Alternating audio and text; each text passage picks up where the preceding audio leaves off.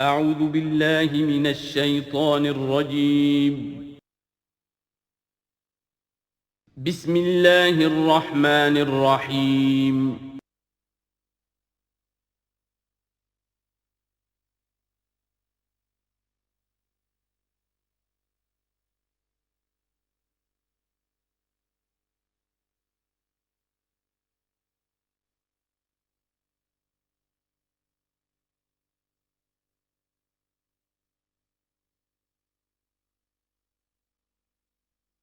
نحمده ونصلي على رسوله الكريم اما بعد فاعوذ بالله من الشيطان الرجيم بسم الله الرحمن الرحيم ايها الذين آمنوا انفقوا مما رزقناكم من قبل ان يأتي يوم لا بيع فيه ولا خلة ولا شفاعة والكافرون هم الظالمون اللہ لا الہ الا هو الحی القیوم لا تأخذه سنة ولا نوم له ما في السماوات وما في الأرض من ذا الذي يشفع عنده إلا بإذنه يعلم ما بين أيديهم وما خلفهم ولا يحيطون بشيء من علمه إلا بما شاء وسع كرسيه السماوات والأرض ولا يؤوده حفظهما وهو العلي العظيم صدق الله العظيم رب اشرح لي صدري ويسر لي امري واحلل عقدة من لساني يفقهوا قولي۔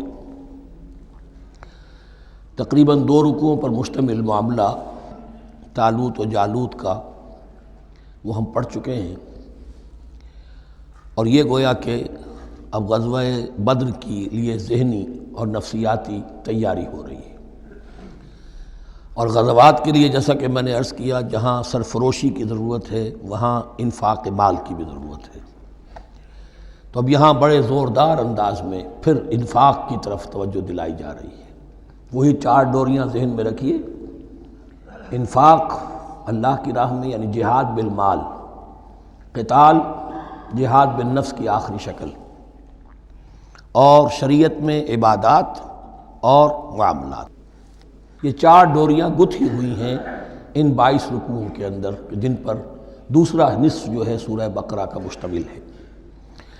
یا ایھا الذین آمنوا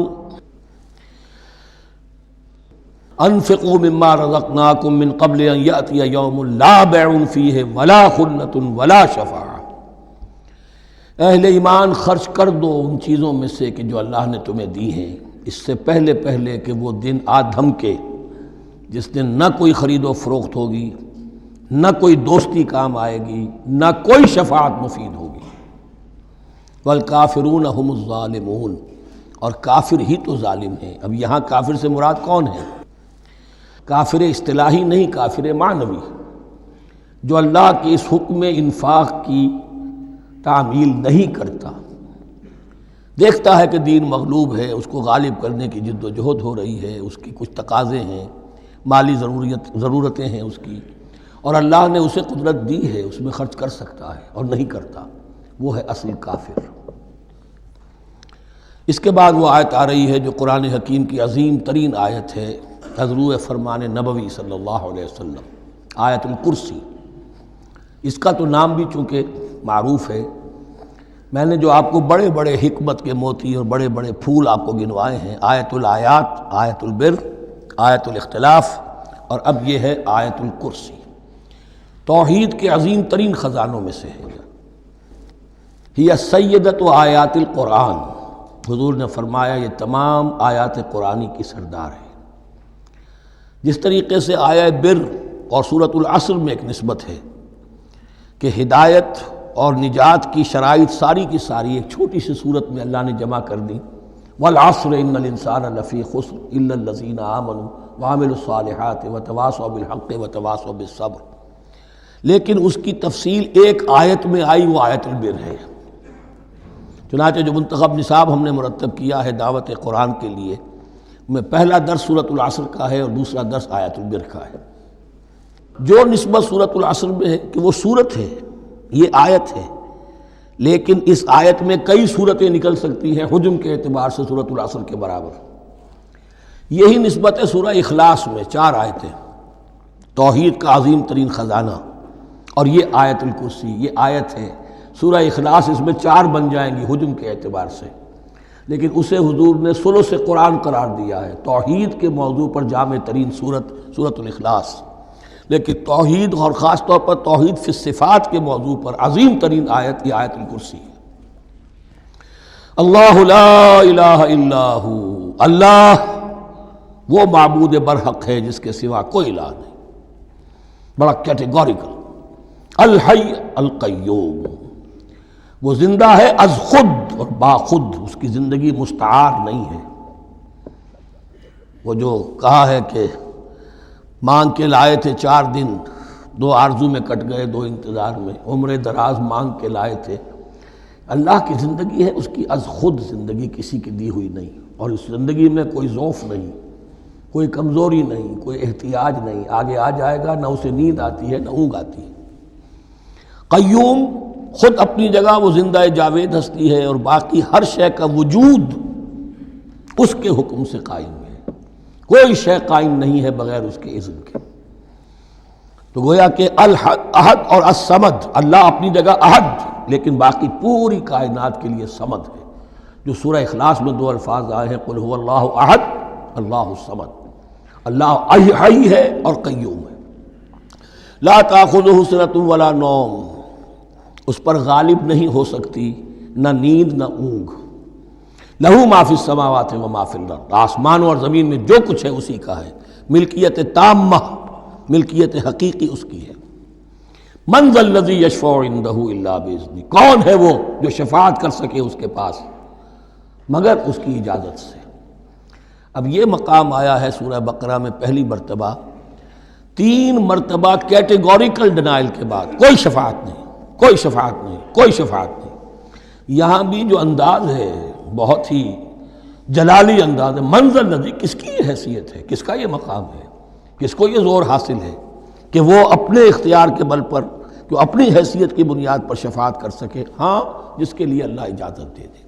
استثناء کے ساتھ شفاعت کا یہاں پر پہلی مرتبہ آیا. ورنہ سورہ بقرہ کے 6 رکوع کی دوسری آیت، واتقوا یوما لا تجزی نفس عن نفس شیئا ولا یقبل منها شفاعۃ ولا یؤخذ منها عدل ولا هم ينصرون.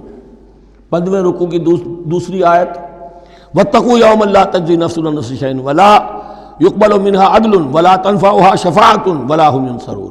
اور اب اس سے پہلے کی آیت میں آ چکا ہے ولا شفاعہ، کوئی شفاعت مفید نہیں ہوگی. لیکن یہ کہ اس میں ایک استثناء ہے. اب یہ ذرا باریک مسئلہ ہے کہ شفاعت حقہ کیا ہے، شفاعت باطلہ کیا ہے. تو دورہ ترجمہ قرآن میں اتنی تفاصیل کے ساتھ بحث نہیں کی جا سکتی، وہ ایک علیحدہ موضوع ہے. حال ہی میں نے اس پر اپنے درس ریکارڈ کرا دیے ہیں. یعلم ما بین ایدیہم وما خلفہم، وہ جانتا ہے جو کچھ ان کے سامنے اور جو اس کو پیچھے ہے. عام طور پر دنیا میں ہم سفارش کرتے ہیں تو کہتے ہیں کہ بھئی میں جانتا ہوں اس شخص کو بہتر. اصل میں جیسا کچھ یہ نظر آتا ہے ویسا نہیں ہے، یا جیسا کچھ فیکٹس آن دی فائل آ گئے ہیں وہ بڑے ہی ڈیسیونگ ہیں. اصل حقائق کچھ اور ہیں اس کیس کے، وہ میں آپ کو بتاتا ہوں.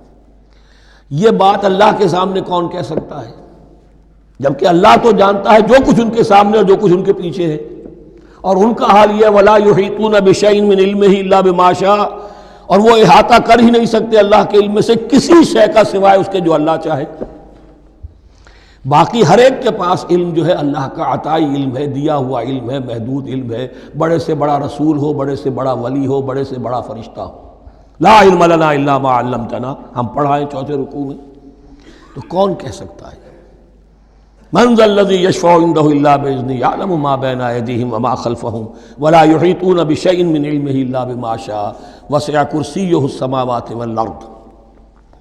اس کی کرسی تمام آسمانوں اور زمین کو محیط ہے. اب کرسی کے 2 مفہوم یہاں ہو سکتے ہیں. ایک تو یہ کہ اس سے جو معنی مراد ہے یعنی اس کا اقتدار، اس کی قدرت، اس کا جبر، اس کا اختیار، یہ اتھارٹی پوری کائنات کو. ایک یہ بھی ہو سکتا ہے کہ اللہ تعالیٰ کے لیے ہم نہیں جان سکتے، یہ آیات متشابہات میں سے ہے کہ کوئی شے بھی ہو واقعتاً جس کو ہم اسے کرسی کہہ سکیں. عرش، کرسی، ان سب کے بارے میں یہ دونوں باتیں ذہن میں رکھیے.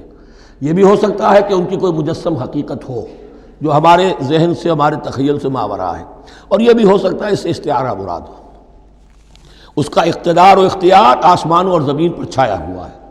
ولا یعودہ حفظہما، اور اسے تکان طاری نہیں ہوتی، اس پر گراں نہیں گزرتا ان دونوں کا تھامنا، ان دونوں کی حفاظت، آسمانوں کی اور زمین کی۔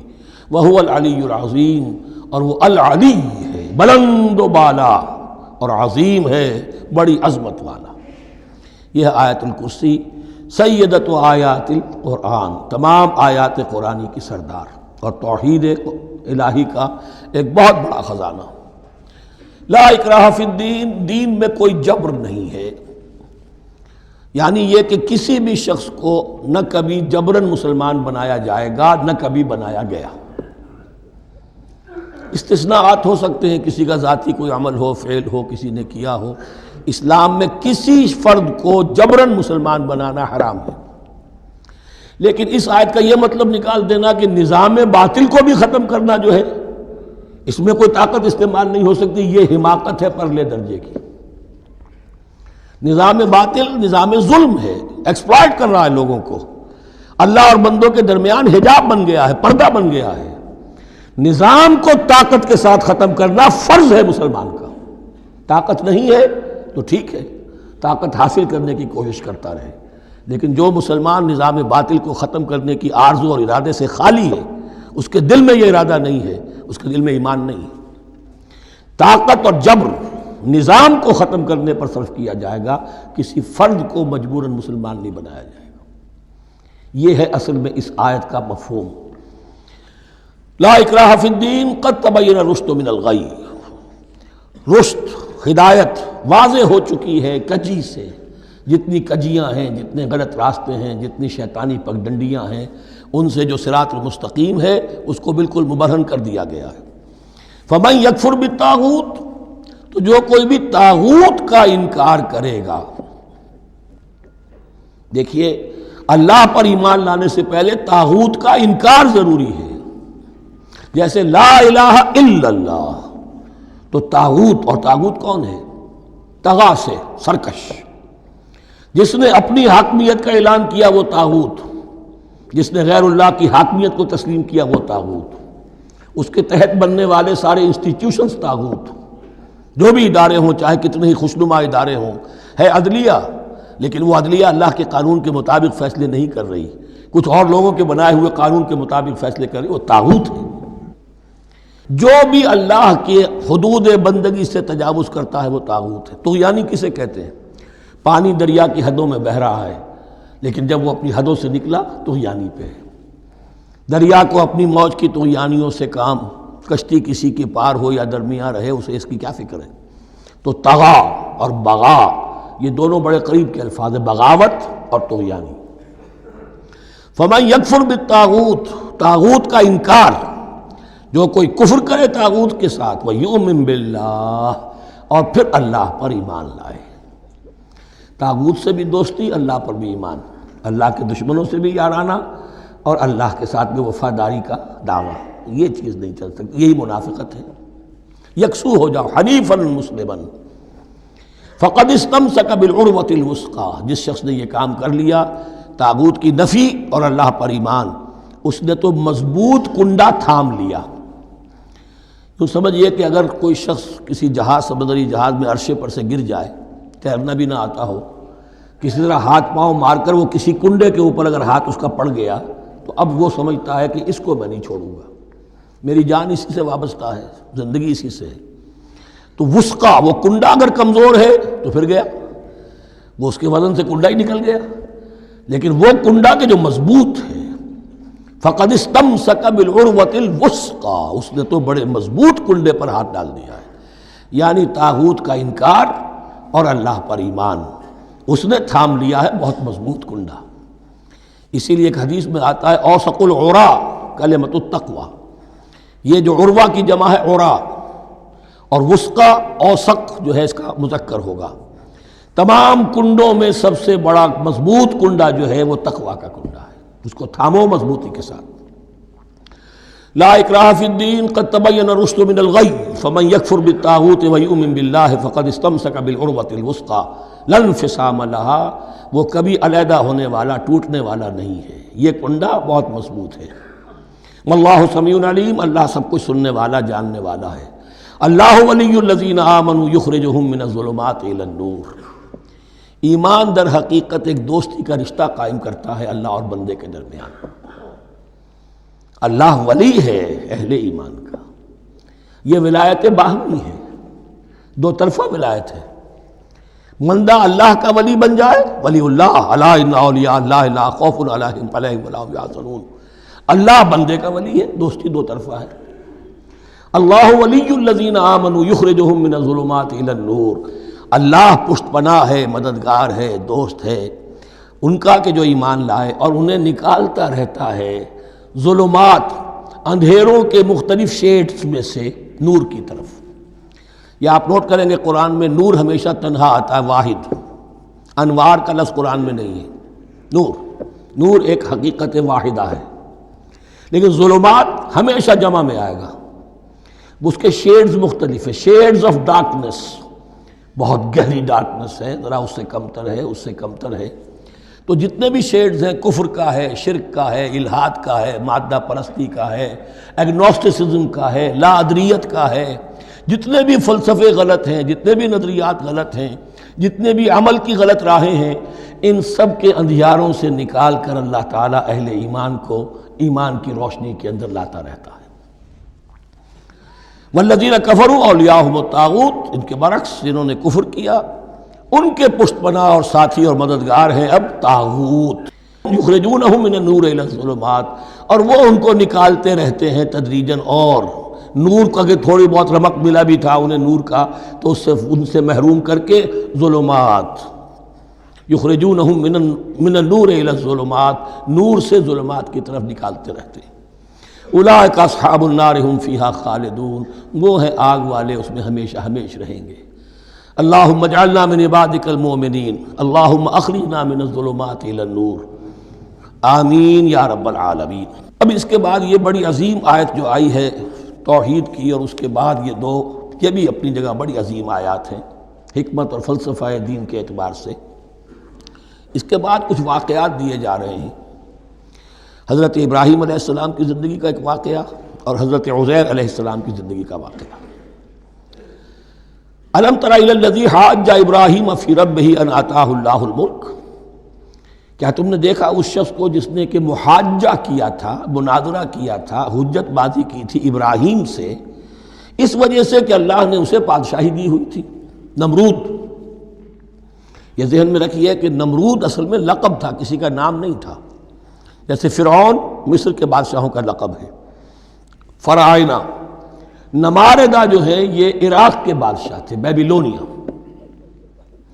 تو حضرت ابراہیم کی پیدائش بھی شہر ار میں ہوئی تھی، کہ جو بیبیلونیا کا ایک شہر تھا عراق کا، اور وہاں بادشاہت تھی نمرود کی۔ جیسے فرعون نے مصر میں دعویٰ کیا تھا اپنی بادشاہی کا اور اپنی خدائی کا، اور یہ ہے سیاسی بادشاہی، یہ نہیں کہ ہم نے دنیا پیدا کی ہے، مطلب یہ کہ اختیار مطلق ہمارے ہاتھ میں ہے، ہم جس چیز کو چاہیں غلط قرار دے دیں، جس چیز کو چاہے صحیح قرار دے دیں، یہی ہے اصل میں خدائی اختیار ہاتھ میں لے لیا۔ اللہ کا حق ہے تحلیل و تحریم، کسی شے کو حلال کرنا، کسی کو حرام قرار دینا، اختیار واحد اللہ کے ہاتھ میں ہے۔ جس شخص نے بھی اپنے ذمے لے لیا، قانون سازی کا اختیار لے لیا اللہ کے قانون سے آزاد ہو کر، وہی طاغوت ہے، وہی شیطان ہے، وہی نمرود ہے، وہی فرعون ہے۔ تو اس نے، وہ نمرود نے کہا، محاجہ کیا، اس قال ابراہیم ربی الذی یحیی و یمیت، میرا رب تو وہ ہے جو زندہ کرتا ہے اور مارتا ہے۔ قال انا احیی و امیت، انہوں نے کہا میں بھی کر سکتا ہوں۔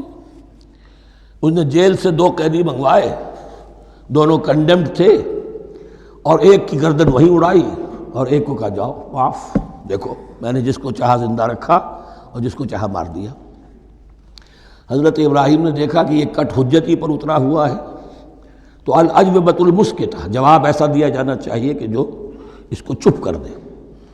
قال ابراہیم فإن اللہ یأتی بالشمس من المشرق فأت بها من المغرب، حضرت ابراہیم نے فرمایا اللہ تو سورج کو نکالتا ہے مشرق سے، اگر تو خدائی کا مدعی ہے تو نکال کے دکھا اسے مغرب سے، فَبُہِتَ الَّذِي كَفَرَ، تو مبہوت ہو کر رہ گیا وہ کافر، اب اس کے پاس کوئی جواب نہیں تھا۔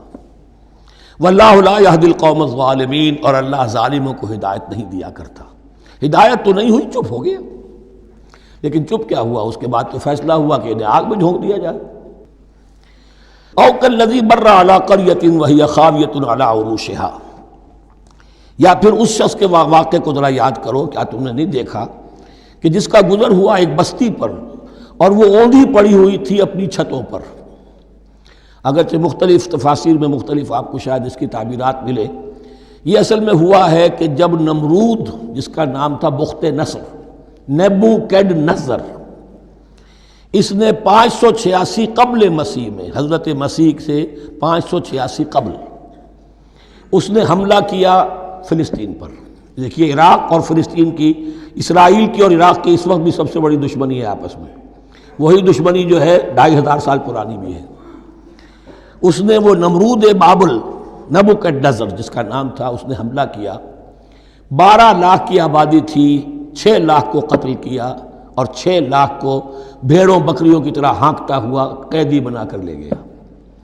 150 برس تک کیپٹیوٹی میں رہے ہیں یہ، اور یروشلم اجڑا رہا ہے، کوئی نفس نہیں، کوئی متنفس نہیں تھا، کوئی انسان نہیں، کوئی 2 اینٹیں سلامت نہیں چھوڑی۔ اسی وقت وہ ہیکل سلیمانی جو ہے وہ شہید کیا گیا، اور ان کے کہنے کے مطابق اس کے ایک تہخانے میں وہ تابوت سکینہ بھی تھا جہاں ربائی ان کے موجود تھے، اور وہ ربائی بھی وہیں پر ان کی موت واقع ہوئی، اور تابوت سکینہ بھی ہے، اگر ان کا قول صحیح ہے۔ تو جس زمانے میں یہ اجڑی ہوئی بستی تھی، حضرت عزیر علیہ السلام کا گزر ہوا، انہوں نے دیکھا کوئی متنفس نہیں، تو انہوں نے کیا کہا، قال انا یحیی ھذہ اللہ بعد موتہا، اللہ اس بستی کو اس کے اس طرح مردہ اور برباد ہو جانے کے بعد کیسے زندہ کرے گا، اب اس میں کیسے احیاء ہو سکتا ہے، دوبارہ کیسے اس میں لوگ آ کر آباد ہو سکتے ہیں، اتنی بڑی بربادی، اتنی تباہی، کوئی متنفس نہیں، کوئی 2 اینٹیں سلامت نہیں۔ فَأَمَاتَهُ اللَّهُ مِئَةَ عَامٍ ثُمَّ بَعَثَهُ، تو اللہ نے اس پر موت وارد کر دی 100 برس کے لیے، اور پھر انہیں اٹھایا۔ قَالَ كَمْ لَبِثْتَ، سوال کیا کتنے عرصے رہے ہو یہاں۔ حضرت عزیر جو ہیں، چونکہ جو رینائسنس ہوا ہے تاریخ بنی اسرائیل میں، اس کے نقیب، اس کے اصل جو بنیاد ہے وہ یہ ہے، انہوں نے پھر اصلاح کی، جو زوال ان میں آیا تھا اخلاقی اور دینی، پھر یہ اٹھے کمر کس کر، جب اللہ تعالیٰ نے یہ مشاہدات کرا دیے، اور پھر جا کر وہاں تبلیغ کی اور دعوت کی دی، اور وہی ان یہودیوں کے اندر جو کیپٹیوٹی میں تھے انہیں پھر اصل دین کی تعلیم دی، روح دین کو زندہ کیا، تو گویا کہ وہاں سے پھر ان کا احیاء ہوا ہے۔ کب لبثت، کتنے عرصے رہے ہوگے تم؟ قال لبثت یوما و بعض یوم، اب اس کو ایسے محسوس ہوا جیسے سویا تھا تھوڑی دیر کے لیے، میں 1 دن رہا ہوں یا دن کا کچھ حصہ۔ قال بل لبثت 100 عام، نہیں، اللہ نے فرمایا نہیں، تم 100 سال رہے ہو۔ فانظر الی طعامک و شرابک لم یتسنہ، تو ذرا اپنے کھانے اور جو مشروب تمہارے ساتھ تھا سفر میں، ذرا اس کو دیکھو، ان کے اندر کوئی بساند پیدا نہیں ہوئی، سڑے نہیں ہیں، ان کے اندر کوئی خرابی پیدا نہیں ہوئی۔ وانظر الی حمارک، آپ دوسری طرف اپنے گدھے کو دیکھو جو تمہاری سواری کا گدھا تھا، وَلَنَجْعَلَكَ آیَةً لِلنَّاسِ، وہ بالکل ختم ہو چکا تھا، اس کی ہڈیاں ہی رہ گئی تھیں، گوشت گل چکا تھا، کچھ نہیں تھا، 100 برس۔ وانظر الی حمارک وَلِنَجْعَلَكَ آیَةً لِلنَّاسِ، اور ہمیں تو بنانا ہے تجھے ایک نشانی لوگوں کے لیے، یعنی خود اے عزیر تمہیں ایک نشانی بنانا ہے، اور تمہیں نشانی بنانے کے لیے یہ نشانی ہم تمہیں دکھا رہے ہیں، تاکہ یقین جو ہے، یقین کامل تمہارے اندر پیدا ہو جائے۔ وانظر الی حمارک ولنجعلک آیۃ للناس وانظر الی العظام، اب دیکھو ان ہڈیوں کو، کیف ننشزھا، کیسے ہم انہیں اٹھاتے ہیں، ابھارتے ہیں، وہ ہڈیاں خود ابری اور جڑ کر کھڑی ہو گئی۔ ثم نکسوھا لحما، پھر دیکھو تمہاری نگاہوں کے سامنے اس کو گوشت پہناتے ہیں۔ فلما تبین لہ، جب یہ سب اس کے سامنے واضح ہو گئی بات، مشاہدہ بھی کر لیا، قال اعلم ان اللہ علی کل شیء قدیر، ان کا میں نے پوری طرح جان لیا، مجھے پورا یقین قابل حاصل ہو گیا کہ اللہ ہر شے پر قادر ہے۔ یعنی وہ اس اجڑی ہوئی بستی کو بھی دوبارہ آباد کر سکتا ہے۔ جو میں نے سمجھا تھا کہ اب یہ کیسے آباد ہوگی، یہ بات نہیں ہے، یہ آبادی اللہ تعالیٰ کے اختیار میں۔ چنانچہ اس کے بعد ہوا اس لیے کہ اس کے بعد واقعہ تو یہ ہوا کہ جو ایران کا بادشاہ تھا کیخورس یا سائرس جن کو کہ قرآن مجید ذوالقرنین کہتا ہے، جن کا تذکرہ سورہ کہف میں آئے گا. پھر آپ کو معلوم ہے کہ یہ پیلسٹائن، ادھر عراق کے بعد ایران، دشمنیاں تو تھیں. کیخورس نے حملہ کیا بابل پر، عراق پر، اور دشمن کا دشمن دوست ہوتا ہے، تو یہودیوں کو اجازت دے دی، کیپٹیوٹی سے اجازت دے دی، جاؤ تم واپس جاؤ، اپنا شہر دوبارہ بناؤ. چنانچہ وہ گئے اور پھر انہوں نے جا کر وہاں پر 136 سالوں میں ان کی دوبارہ جو ہے یہ بستی بسی، اور پھر یروشلم کو انہوں نے آباد کیا، اور پھر انہوں نے وہاں ہیکل سلیمانی دوبارہ بنایا، جس کو وہ سیکنڈ ٹیمپل کہتے ہیں. وہ سن 70 عیسوی میں ٹائٹس رومن جنرل کے ہاتھوں تباہ ہوا تھا، جو اب تک تباہ ہوا پڑا ہے. 1927 برس سے ان کا کعبہ زمیں بوس ہے، یہ نوٹ کر لیجئے اس بات کو. اسی لیے آگ لگی ہوئی آج دنیا بھر کے یہودیوں کے دلوں میں. اب تو ہماری حکومت ہے وہاں پر، ہم اپنا یہ جو بھی کچھ یہاں پر اس احاطے میں بنا دیا گیا ہے سب کو ختم کریں گے اور اپنا ہیکل سلیمانی بنائیں گے. اس کے بلو پرنٹس بن چکے ہیں، نقشے بن چکے ہیں، ہر چیز تیار ہے. بس کسی دن کوئی ایک دھماکہ ہوگا، کوئی بم جو ہے کہیں پر پلانٹ کیا جائے گا، خبر آ جائے گی کہ کسی فینیٹک نے کہیں وہاں پر جا کر رکھ دیا. جیسے ایک فینیٹک گیا تھا مسجد الخلیل میں اور 70 مسلمانوں کو شہید کر کے خود بھی اس نے خودکشی کر لی تھی، اور ڈاکٹر تھا، امریکن ڈاکٹر گولڈسٹین. اسی طریقے کا کوئی فینیٹک جائے گا اور وہ اس کو گرا دے گا، پھر کہیں گے جب یہ گر ہی گیا ہے، جیسے مسجد ایودھیا کا معاملہ ہے، اب گر گئی ہے تو بھائی ہمیں رام مندر بنانے دو، کاہے کو تم اب یہ مسجد کاہے کو بناتے ہو. وہ ہوگا، اور یہ میں سمجھتا ہوں کہ چند ہفتوں کی یا چند مہینوں کی بات ہے، یہ ہونے والا ہے فوراً. بہرحال یہ تو ہو گیا حضرت عزیر کا قصہ. اب اسی طرح کا ایک معاملہ حضرت ابراہیم کا مشاہدہ ہے. وَإِذْ قَالَ إِبْرَاهِيمُ رَبِّ أَرِنِي كَيْفَ تُحْيِي الْمَوْتَىٰ. اور یاد کرو جب کہ ابراہیم نے بھی کہا تھا پروردگار ذرا مجھے دکھا دے، مشاہدہ کرا دے تو مردوں کو کیسے زندہ کرے گا. قَالَ أَوَلَمْ تُؤْمِنْ. اللہ تعالیٰ کا سوال جو ہے بہت تیکھا ہے، تو کیا تم ایمان نہیں رکھتے؟ قَالَ بَلَىٰ. ایمان تو میرا ہے، میں مانتا ہوں ایمان ہے، وَلَٰكِن لِيَطْمَئِنَّ قَلْبِي. پورا دل کا اطمینان چاہتا ہوں، پورا یقین ہو جائے. اور یہ انبیاء کا معاملہ ہے، سب کا ہے.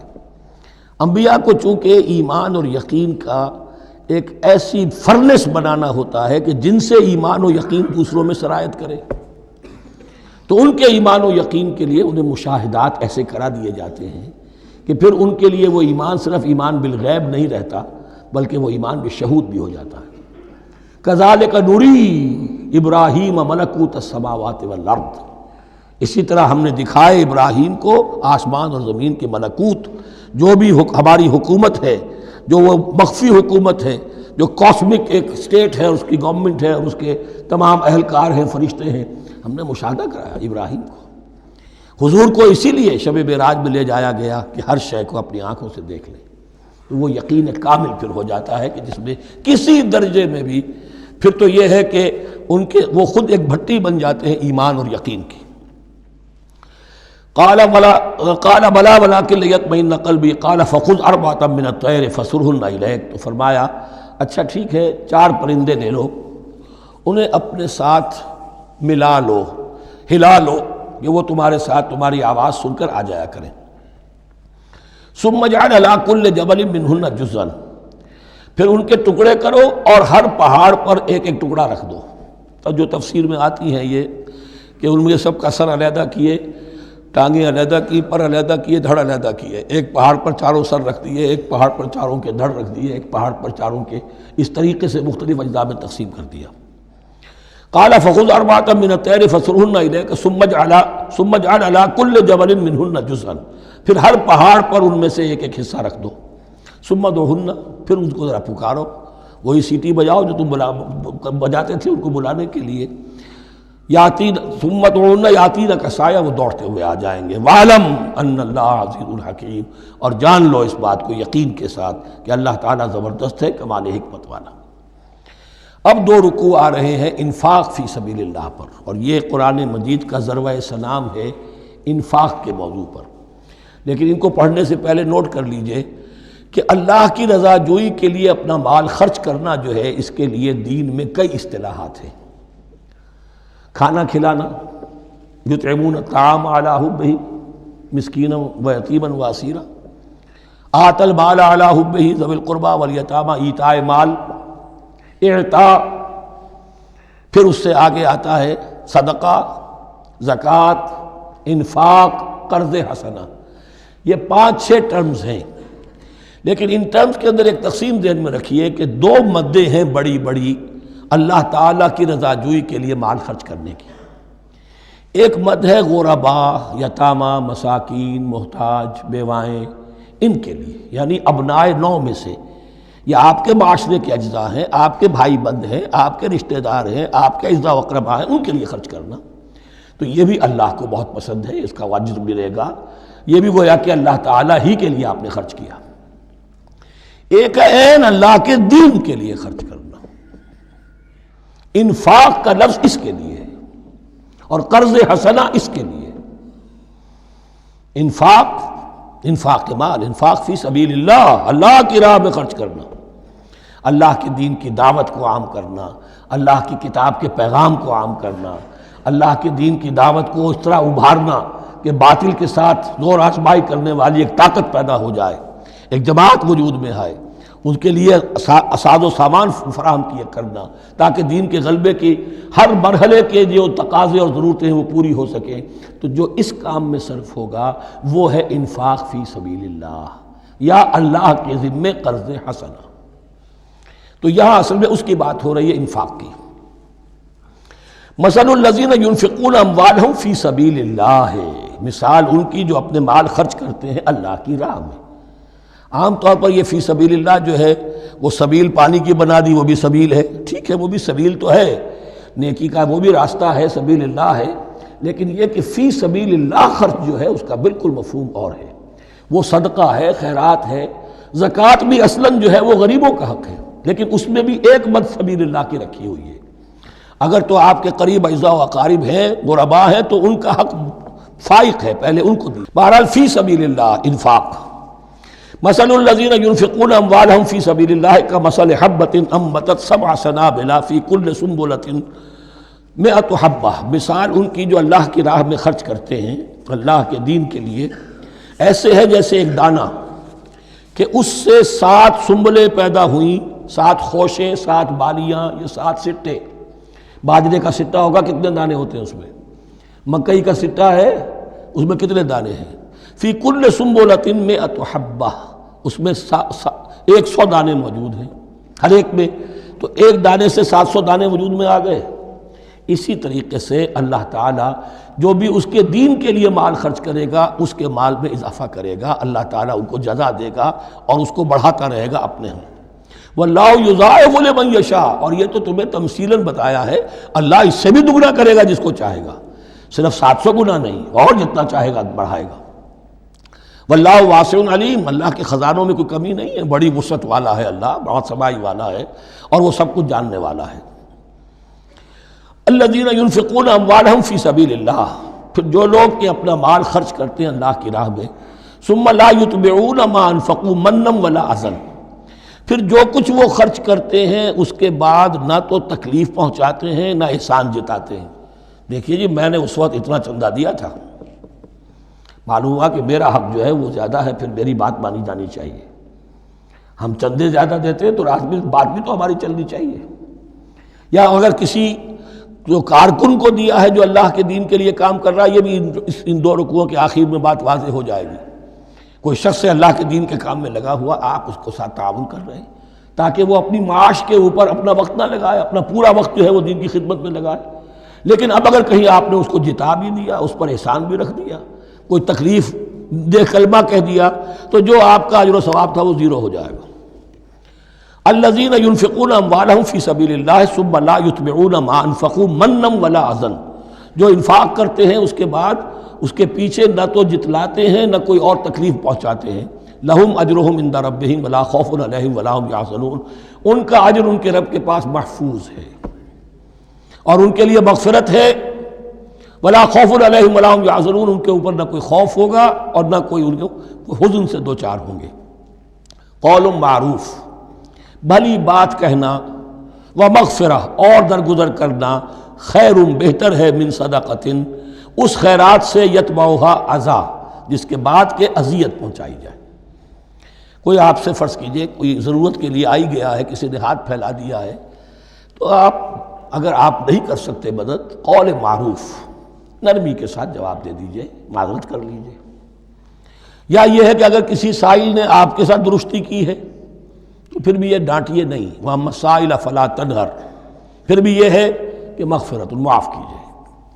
یہ کہیں بہتر ہے اس سے کہ دے تو دیا، خیر من صدقۃ یتبعھا اذی، اس کے بعد اسے دو چار جملے بھی سنوا دیے، کوئی اور سلواتیں بھی سنا دی اسے، تو اس کا کوئی فائدہ نہیں ہوا۔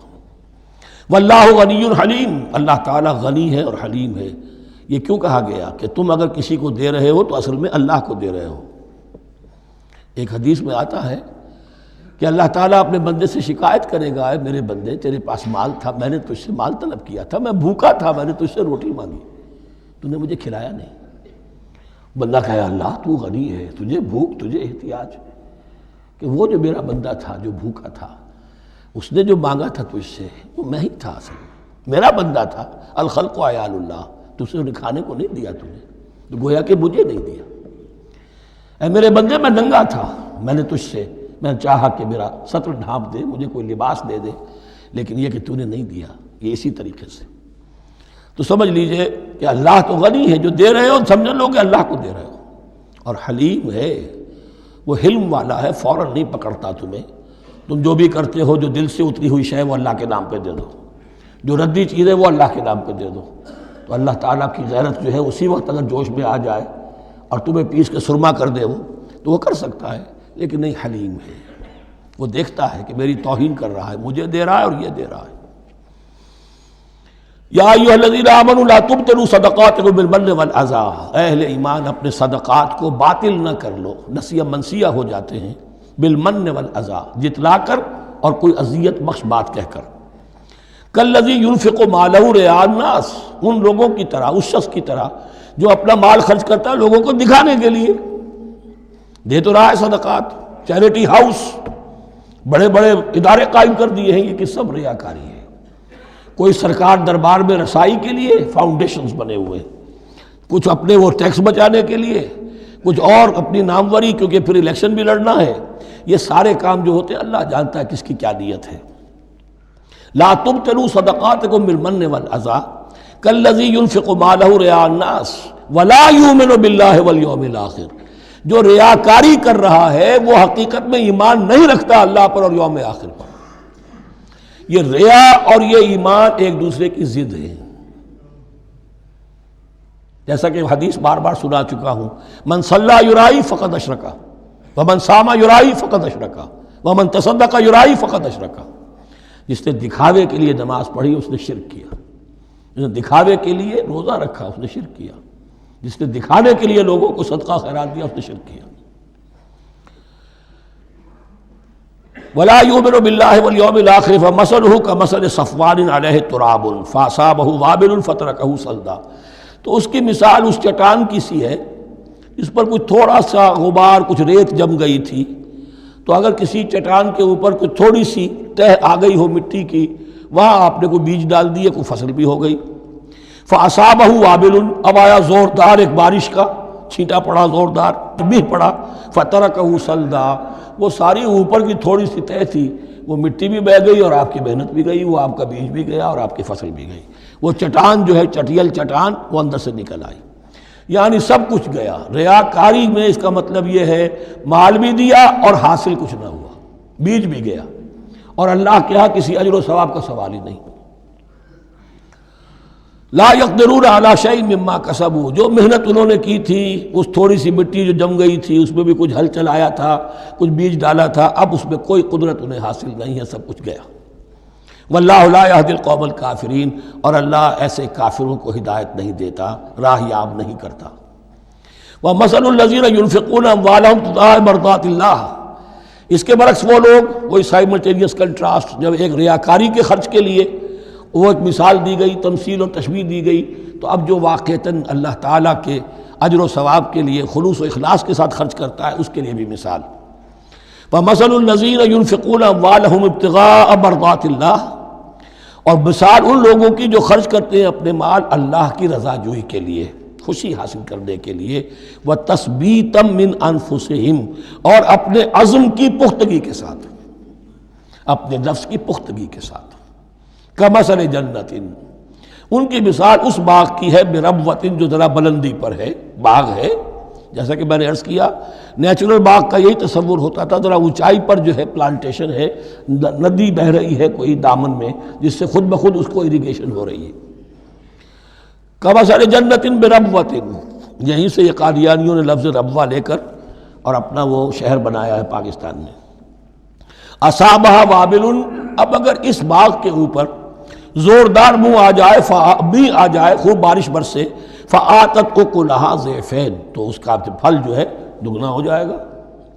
فإن لم یصبھا وابل فطل، اور اگر زوردار میہ نہ آئے، بارش نہ برسے، تو تھوڑا بہت چھینٹا بھی پڑے گا تب بھی اس کا تو بہرحال پھل جو ہے وہ برقرار رہے گا۔ واللہ بما تعملون بصیر، اور جو کچھ تم کر رہے ہو اللہ تعالیٰ اس کو دیکھ رہا ہے۔ دروں بینی کرتے رہا کرو کہ تم یہ بال جو خرچ کر رہے ہو واقعتاً خلوص دل کے ساتھ، اخلاص نیت کے ساتھ اللہ ہی کے لیے کر رہے ہو، کہیں اس میں کوئی اور جذبہ، کہیں تمہارا غیر شعوری طور پر کوئی جذبہ شامل نہ ہو جائے، تو انٹراسپیکشن ہو، اپنے غریبانوں میں جھانکتے رہو۔ اَیَوَدُّ أَحَدُکُمْ أَن تَکُونَ لَهُ جَنَّةٌ مِّن نَخِیلٍ وَأَعْنَابٍ تَجْرِی مِن تَحْتِہَا الْأَنْہَارُ، کیا تم میں سے کوئی شخص پسند کرے گا کہ اس کا ایک باغ ہو اور کھجور کا درخت ہو اس میں، اور انگور کی بیلیں بھی ہوں، اور اس کے دامن میں ندیاں بہتی ہوں، نیچرل اریگیشن بھی ہے، کھجور کے درخت بھی ہیں، اور بیلوں کی ٹٹیاں لگی ہوئی ہیں انگوروں کی، اور انگوروں کی بیلیں ہیں۔ لہو فیہا من کل الثمرات، اس کے لیے اس باغ میں ہر طرح کا میوہ ہے۔ فاصابہ الکبر، اب اس پر بڑھاپا بھی طاری ہو گیا ہے۔ وَلَهُ ذُرِّيَّةٌ ضُعَفَاء، اور اس کی اولاد ہے ابھی چھوٹی عمر کی، کم سن ہے، کمزور ہے۔ فَأَصَابَهَا إِعْصَارٌ، کہ اچانک اس باغ کے اوپر ایک ایسا بگولا، ایک ایسی آندھی آئی جس میں آگ ہے، فیہ نارٌ، کوئی ایسا آگ بھری آندھی آئی، فَأَصَابَهَا إِعْصَارٌ فیہ نارٌ فاحترقت، پورا کا پورا باغ جل کر جلس کر رہ گیا۔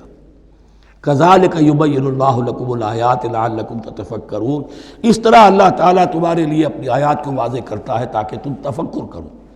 یعنی ایک انسان نے ساری عمر سمجھا ہے کہ بڑی میرے نیکی کمائی ہے، میں نے یہ کیا ہے، میں نے فاؤنڈیشن بنایا، میں نے مدرسہ قائم کر دیا، میں نے یتیم خانہ بنا دیا، لیکن یہ کہ اچانک کسی وقت مانو آنکھ کھلے گی، جب آنکھ کھلی گل کی تو موسم تھا خزاں کا، معلوم ہوگا یہ تو کچھ بھی نہیں تھا، یہ تو گویا کہ ایک بگولا آیا سب کو جلا گیا، اس لیے کہ اس میں اخلاص تھا ہی نہیں، اس میں نیت جو ہے اس میں کھوٹ تھا، اس میں ریاکاری تھی، اس میں لوگوں کو دکھانا مقصود تھا۔ پھر حال وہی ہوگا جس طرح کہ وہ بوڑھا اب کفِ افسوس بن رہا، اب کیا کرے، بوڑھا ہو چکا ہے، دوبارہ تو باغ لگا نہیں سکتا، لہذا جب وہ موت آ جائے گی تو گویا کہ اب اس کے لیے موقع نہیں ہے کہ دوبارہ کوئی کام اور کر سکے۔ یا ایھا الذین آمنوا انفقوا من طیبات ما کسبتم ومما اخرجنا لکم من الارض، اے ایمان والو خرچ کرو، اللہ کے لیے دینا ہے، اللہ کے دین کے لیے دینا ہے، اللہ کے نام پر دینا ہے، تو من طیبات ما کسبتم، جو چیز تم نے کمائی ہے اس کی اچھی چیز، پاکیزہ چیز، بہتر چیز تو، وَمِمَّا أَخْرَجْنَا لَكُم مِّنَ الْأَرْضِ، اور جو کچھ ہم نے نکالا تمہارے لیے زمین سے۔ اب زمین سے ظاہر بات ہے جو بھی نباتات آ رہی ہے، چاہے وہ کوئی چراہ گاہ ہے تو اس کے اندر سے جو ہے وہ بھی ہریاول ہے تو اللہ نے پیدا کی ہے، کھیت کے اندر آپ نے محنت کی ہے، ہل چلایا ہے، بیج ڈالے، لیکن یہ کہ فصل کا اگانا تو آپ کے کام ہاتھ نہیں ہے، تو اللہ کے ہاتھ میں ہے۔ تو جو کچھ ہم نے نکالا ہے تمہارے لیے، وَمِمَّا أَخْرَجْنَا لَكُم مِّنَ الْأَرْضِ وَلَا تَيَمَّمُوا الْخَبِيثَ مِنْهُ، اور اس میں سے ردی مال کا ارادہ نہ کرو، تنفقون، کہ اسے خرچ کر دو، زکوٰۃ دینی ہے، عشر دینا ہے، تو جو ردی چیزیں ہیں، اب بھیڑوں بکریوں کا غلہ ہے، ان میں سے اتنی بکریاں نکالنی ہیں، اتنی بھیڑیں ہیں، تو اب جو ذرا کمزور ہیں، لاغر ہیں، بیمار ہیں، نقص والی ہیں، گنتی پوری کرنی ہے نا۔ اسی طریقے سے عشر نکالنا ہے تو گندم کا ڈھیر لگا ہوا ہے، اس میں سے کہیں بارش پڑ گئی تھی، وہ نکال دو۔ ولا تیمموا، تیمم کے معنی یہاں نوٹ کر لیجئے، قصد کرنے کے ہیں۔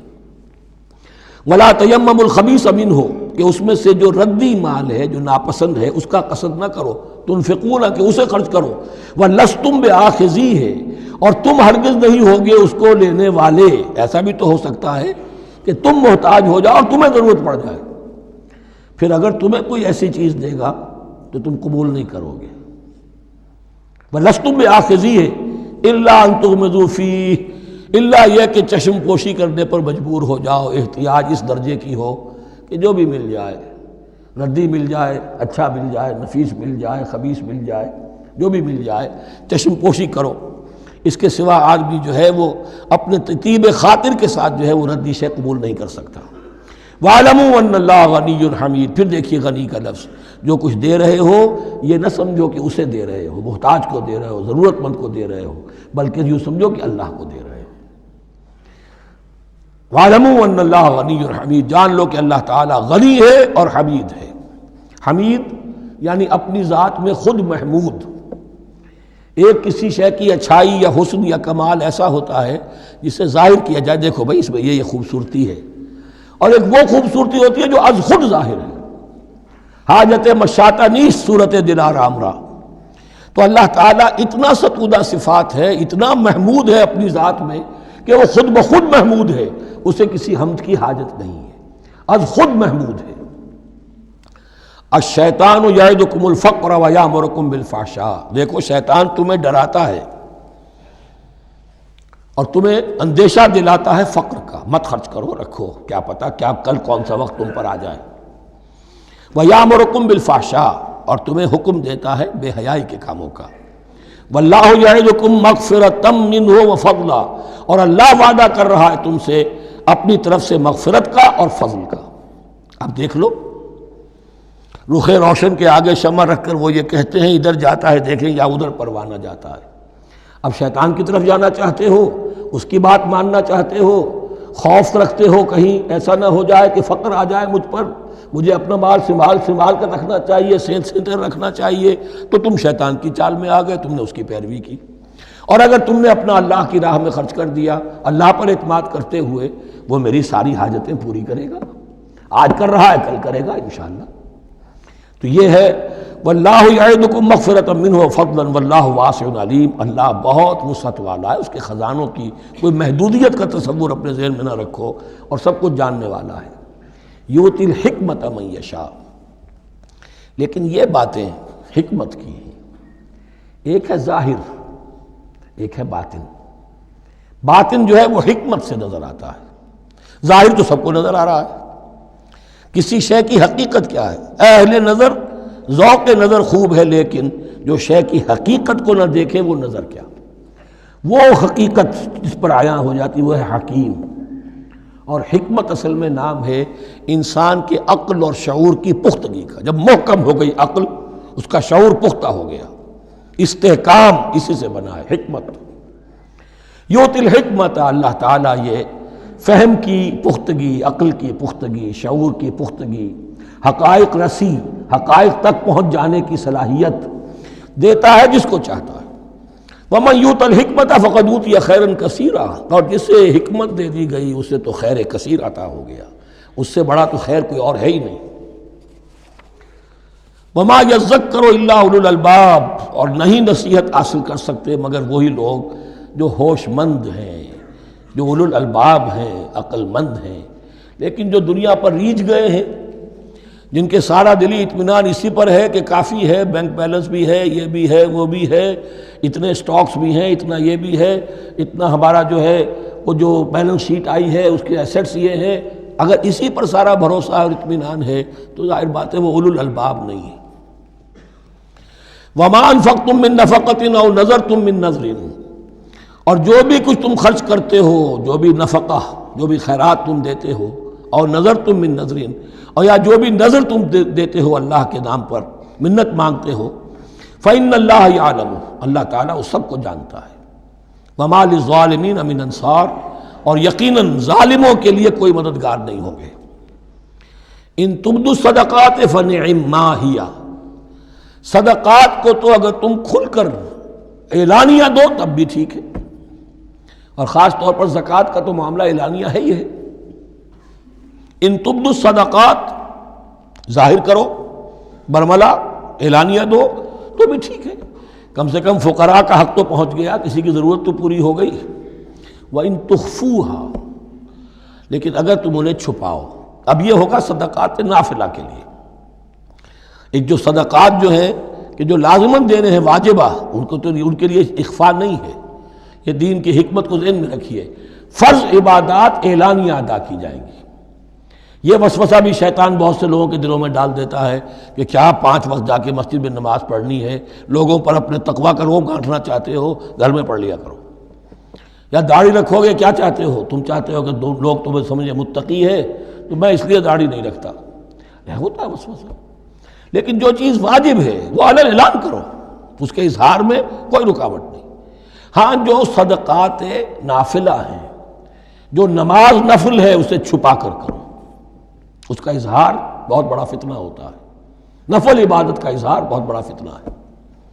وَإِن تُخْفُوهَا، اگر چھپاؤ، وَتُؤْتُوهَا الْفُقَرَاءَ، اور تم وہ ضرورت مندوں کو دے دو، فَهُوَ خَيْرٌ لَكُمْ، وہ تمہارے لیے بہت بہتر ہے۔ اب دیکھیے خیر لکم کہا، یہ تمہارے لیے بہتر ہے۔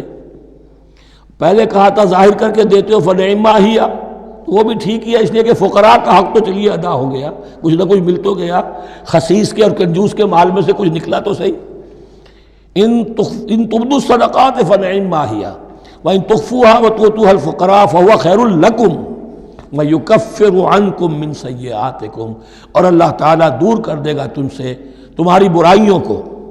واللہ بما تعملون خبیر، اور جو کچھ تم کر رہے ہو اللہ تعالیٰ اس سے باخبر ہے۔ لیس علیک ھداھم، اے نبی آپ کے ذمے نہیں ہے کہ ان کو ہدایت دے دیں۔ آپ کی یہ دیکھیے علیکہ ذمہ داری ہو جاتی ہے، فرض۔ لام لکا یہ ہو جاتا ہے کسی کے حق میں۔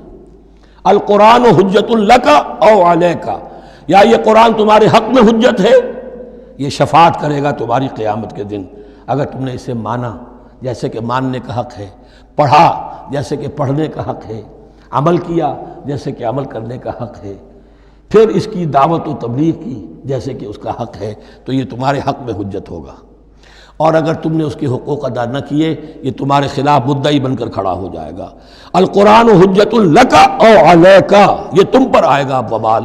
اے اللہ یہ بدبخت مجھے مانتا تھا کہ میں تیرا کلام ہوں، پڑھتا نہیں تھا، مجھے پڑھتا تھا تو جیسے کسی طوطا مینا کو، جو مولانا ماہر قاضی کی نظم ہے، کچھ بول سکھائے جاتے ہیں، رٹائے جاتے ہیں، اس طرح پڑھایا جاتا ہوں اور اس طرح سکھایا جاتا ہوں، وہ اس طریقے سے پڑھ رہے ہیں، کچھ پتہ نہیں۔ 1-2 روپے کا اخبار لائیں گے تو سمجھ کر پڑھیں گے، اللہ کی کتاب کو سمجھ کے پڑھنے کی ضرورت نہیں۔ پڑھا تو عمل نہیں کیا بدبخت نے۔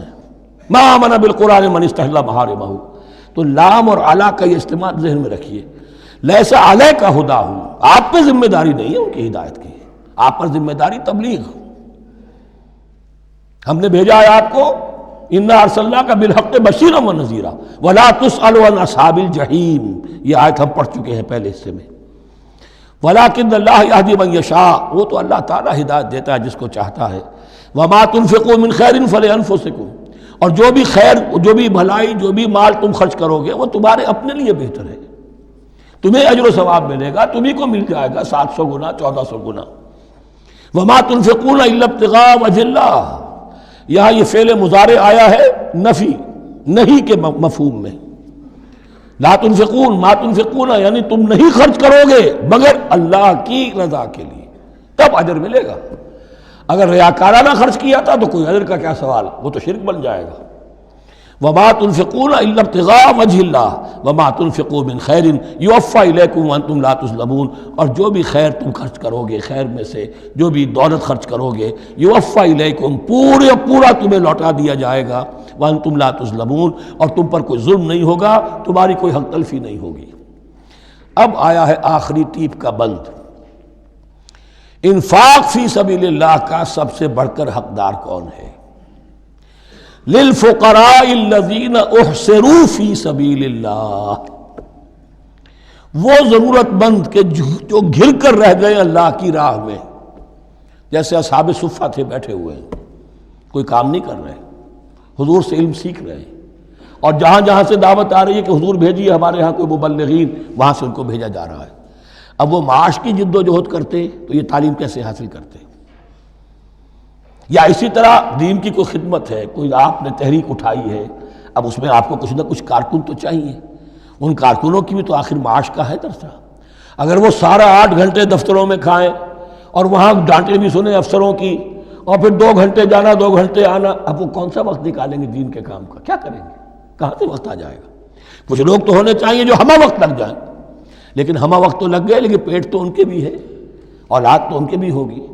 للفقراء الذین احصروا فی سبیل اللہ، جو گھیرے میں آ گئے ہیں اللہ تعالیٰ کی راہ کی جد و جہد میں، جہاد فی سبیل اللہ کی سعی میں، وہ اس طریقے سے مصروف ہو گئے ہیں، لا یستطیعون ضربا فی الارض، اب وہ زمین میں گھوم پھر کر تجارت کرنے کی ان کے اندر ان کے پاس وقت ہی نہیں ہے، نہیں چل پھر سکتے زمین میں اپنی معاش کے لیے۔ یحسبهم الجاہل اغنیاء من التعفف، اب یہ اس طرح کے فقیر تو ہیں نہیں جو لپٹ کر مانگتے ہوں، انہیں عام طور پر جو ناواقف شخص ہے وہ سمجھتا غنی ہے، اس سے کوئی ضرورت ہی نہیں، اس نے کبھی مانگا ہی نہیں، لیکن اس نے مانگا اس لیے نہیں ہے کہ وہ اس طرح کا سائل نہیں ہے، اس طرح کا وہ سوالی نہیں ہے، وہ فقیر نہیں ہے، وہ تو اللہ کے دین کے لیے اپنے آپ کو اس نے لگا دیا ہے۔ یہ تمہارا کام ہے کہ دیکھو، یحسبهم الجاہل اغنیاء من التعفف، وہ جو مانگنے سے رک رہے ہیں اپنی عزت نفس کی حفاظت کی خاطر، اس کی وجہ سے ناواقف آدمی سمجھتے ہیں کہ تو غنی ہے، اسے کوئی ضرورت نہیں ہے۔ تعرفهم بسیماہم، تم پہچان لوگے انہیں ان کے چہروں سے۔ ظاہر بات ہے کہ فقر کا، احتیاج کا اثر چہرے پر تو آ جاتا ہے۔ اگر آپ کو نیوٹریشن صحیح نہیں مل رہی ہے تو ظاہر بات ہے چہرے پر اس کا اثر ہوگا۔ تعرفهم بسیماہم لا یسألون الناس الحافا، وہ لپٹ کر لوگوں سے سوال نہیں کرتے، مانگتے نہیں ہیں، وہ ان سائلوں کی طرح نہیں ہے جو اصل میں اپنی محنت وصول کرتے ہیں، کھڑے ہو کر آپ کے سر ہو کر آپ سے کچھ نہ کچھ نکلوا لیتے ہیں زبردستی، اس طریقے سے تو وہ نہیں مانگیں گے۔ یہ بات اہم مسئلہ ہے۔ اقامت دین کی جد و جہد میں جو لوگ ہمہ وقت لگ جائیں، آخر ان کے لیے کیا ذریعہ ہو۔ میں یہاں تفصیل میں نہیں جا سکتا، وقت بھی اس چنگ کا ختم ہو رہا ہے، لیکن یہ سمجھ لیجئے کہ یہ 2 رکوع جو ہیں، انفاق کا پورا مضمون، اس کا کلائمیکس جو ہے وہ یہ آیت ہے، للفقراء الذین احصروا فی سبیل اللہ لا یستطیعون ضربا فی الارض یحسبهم الجاہل اغنیاء من التعفف تعرفهم بسیماہم لا یسألون الناس الحافا وما تنفقوا من خیر فإن اللہ بہ علیم۔ اور جو بھی تم دولت مال خرچ کرو گے تو اللہ تعالیٰ اس کے علم میں ہوگا، یہ نہ سمجھنا کہ اللہ کے علم میں نہیں ہے۔